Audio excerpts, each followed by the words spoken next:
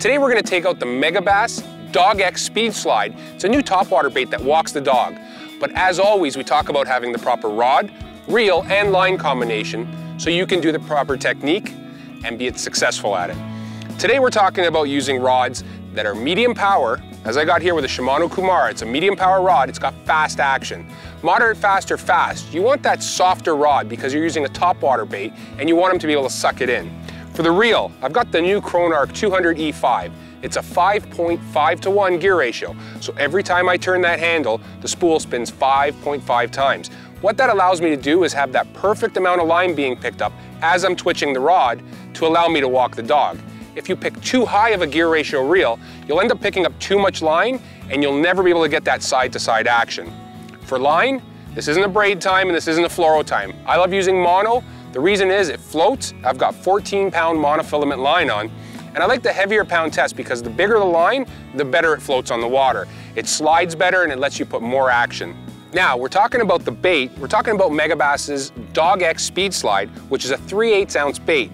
Now this bait has 2 treble hooks and it has a very easy side-to-side action. You can get it to twitch on singles and ride left and right, or you can work it super fast and get it to come across the water. It's great for figuring out which mood the fish are in, how they want it, and by adjusting your subtle techniques, you're gonna catch more fish.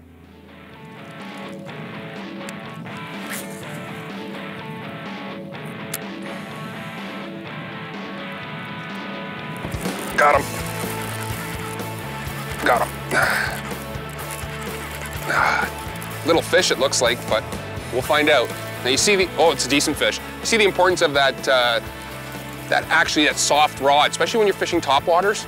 You need that soft rod. You really need it to take the abuse that this fish is gonna give you. You got soft, fine wire hooks.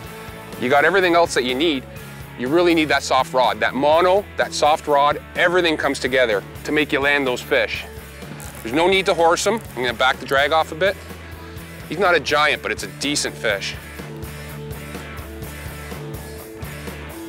There he is. You see that nice soft, that Kumara's got that perfect bend to it.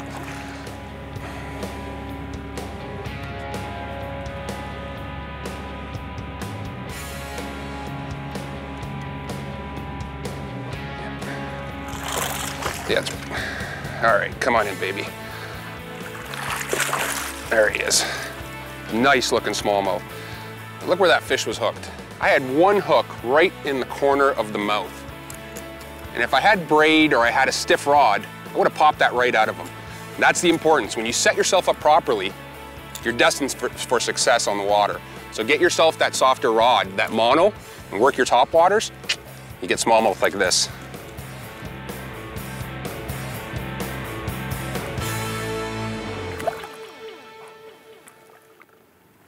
Now sometimes you'll notice with topwaters, if they don't have a split ring, you really need to do something different to get that action you want, especially with walking baits. And that's a loop knot. So if you've never tied a loop knot before, it's a pretty simple knot. All you're gonna do is take your line and go about 6 or 8 inches up and you're gonna tie an overhand knot, but you're not gonna tighten it down. You're gonna leave it just like that. Then what you're gonna do is you're gonna take your tag end and you're actually gonna slip it through the bait.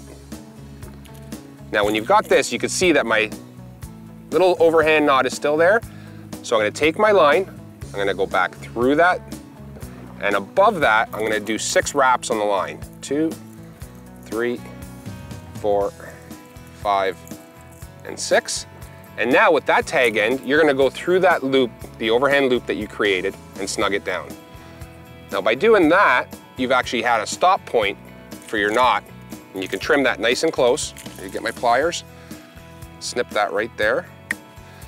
But now I've got a nice loose knot where that bait has tons of action and a strong knot so I can work that. That little knot will give me about 50 to 60% more walking than if I were to tie direct with no split ring.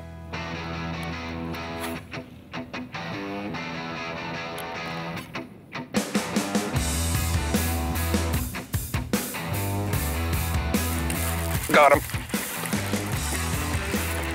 Oh my God, he's running right at me too.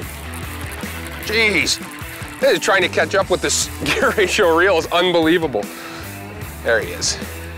There's another one with him too. There's another fish following him. So there's a group of them there. Get this guy in the boat. And you see that soft rod working. It's perfect. Perfect setup. 7.2, medium rod. It's got moderate action. A little bit of a fast tip on it, but it's got that moderate backbone, that nice lightness to it. Whoa, he's digging. Oh, he's digging. Oh my God. This fish can dig. He's got power for a little guy, jeez. Oh, that's what you gotta love about smallmouth. They're just so powerful for their size. Look at him, running around at 90 miles an hour. There we go. There's another one, quality fish. And again, there it is, nose hooked. So they're not jumping and swallowing this bait. This is a Dog X from Mega Bass. And this super slide here, you know, it's quick, you can run it real quick, it walks the dog. But the problem with a bait like this sometimes is that they just don't get the whole thing in their mouth when they're not super aggressive. And that's where that soft rod, that 14-pound mono, and that slow gear ratio reel will pay off. Get this one back in the water.